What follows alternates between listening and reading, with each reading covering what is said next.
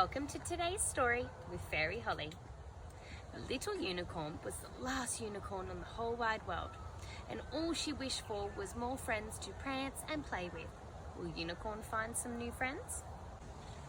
Welcome to today's story, The Last Unicorn.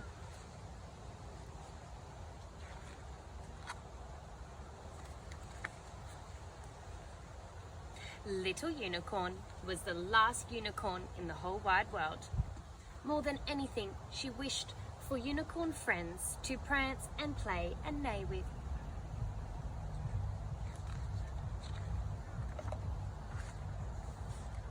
One day, Little Unicorn was feeling sad and lonely. As she walked through the magical wood, Little Unicorn imagined the fun games she would play with other unicorns.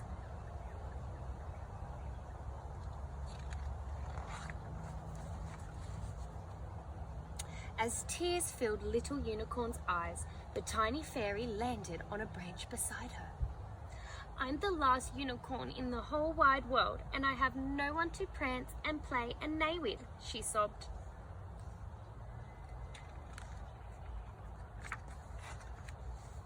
"Please don't cry," said the tiny fairy. "I'm sure I saw something with a horn just like yours by the magical tree. Perhaps it's another unicorn. Follow me."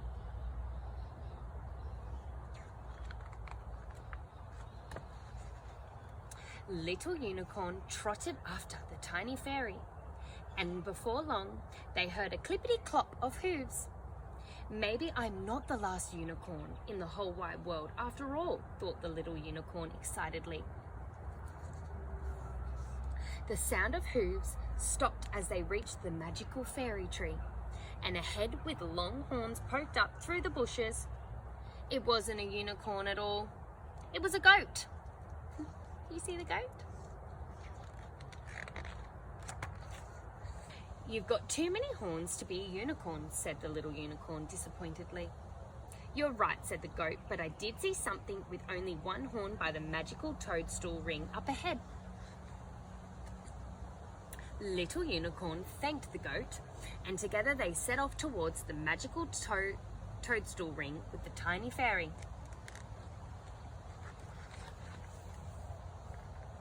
After a short canter, Little Unicorn heard a loud drumming of hooves. In the distance, she spotted something with a single horn charging towards them. "Maybe I'm not the last unicorn in the whole wide world after all," thought Little Unicorn excitedly. But it wasn't a unicorn at all. It was a rhino.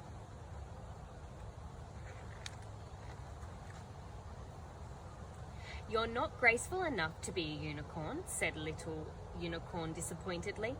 "You're right," said the rhino, "but I did see something with one horn down near the mermaid pool.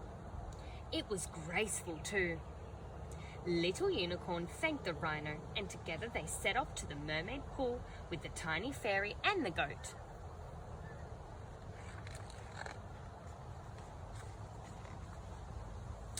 After a short gallop, Little Unicorn heard the sound of falling water. As she reached the mermaid pool, a single long horn cut gracefully through the water. "Maybe I'm not the last unicorn in the whole wide world after all," said the unicorn excitedly. But it wasn't a unicorn at all. It was a narwhal. "You don't have any legs. You can't be a unicorn," said Little Unicorn disappointedly. "You're right," said the narwhal, "but I'm graceful and I have a long horn just like you."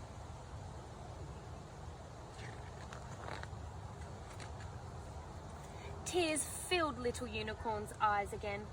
"I'm the last unicorn in the whole wide world, and I have no one to prance and play and neigh with," she sobbed. The little unicorn remembered how kind the tiny fairy, the goat, the rhino, and the narwhal had been to her when she was looking for a unicorn friend. "Will you be my friends and prance and play and neigh with me?" asked Little Unicorn. "Yes," replied the little unicorn's new friends all at once. Little Unicorn and her friends played happily ever after.